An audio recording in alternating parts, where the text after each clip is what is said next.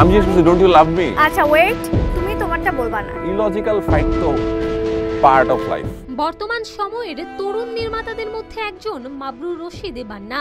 সম্প্রতি সোশ্যাল মিডিয়ায় তার কিছু অশোভন কথোপকথন ভাইরাল হয়েছে, যা নিয়ে রীতিমতো সোশ্যাল মিডিয়ায় বেশ শোরগোল পড়ে গিয়েছে। 11ই জানুয়ারি তাহসিনা জামান তানিয়া নামের এক ফেসবুক অ্যাকাউন্ট থেকে কয়েকটি স্ক্রিনশট পোস্ট করা হয়, যার ক্যাপশনে তিনি লিখেছেন, কখনো কখনো যাদের আমরা সম্মান করি তারা সেই সম্মান ভঙ্গ করে। সম্প্রতি আপনাদের সোকল্ড পরিচালক মাবরুর রশিদ বান্না খুবই অশোভন বার্তা প্রদান করেছেন। এ ধরনের আচরণ শুধু অশোভনই নয়, বরং অন্যের মানসিক অবস্থা ও সম্পর্কের প্রতি চরম অবজ্ঞা প্রদর্শন করে।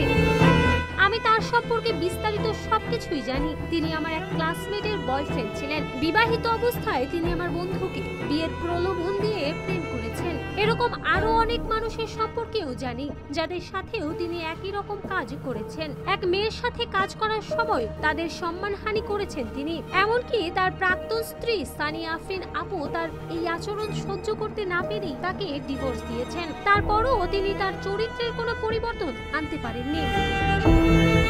গত 2 দিন ধরে হঠাৎ তিনি আমাকে খুব কুরুচিপূর্ণ কথা বলছেন। আমি তাকে বুঝিয়ে বলি এসব বিষয়ে আমার আগ্রহ নেই। এক পর্যায়ে তিনি আমার সাবেক স্কুল ভিকারুন্নেসা ডাবির মেয়েদের নিয়েও বাজে মন্তব্য করেন এবং শেষ পর্যায়ে আমার পুরনো কিছু ব্যক্তিগত ছবি নিয়ে আমাকে ব্ল্যাকমেইল করেন। একই কাজ তিনি আরো অনেকের সাথেও করেছেন।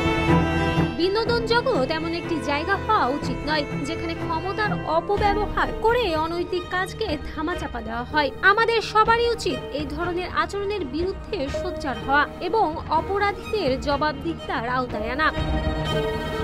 স্ক্রিনশটগুলোতে দেখা যায় মাবরুর রশিদ বান্নার কিছু অসম্পূর্ণ কথোপকথন।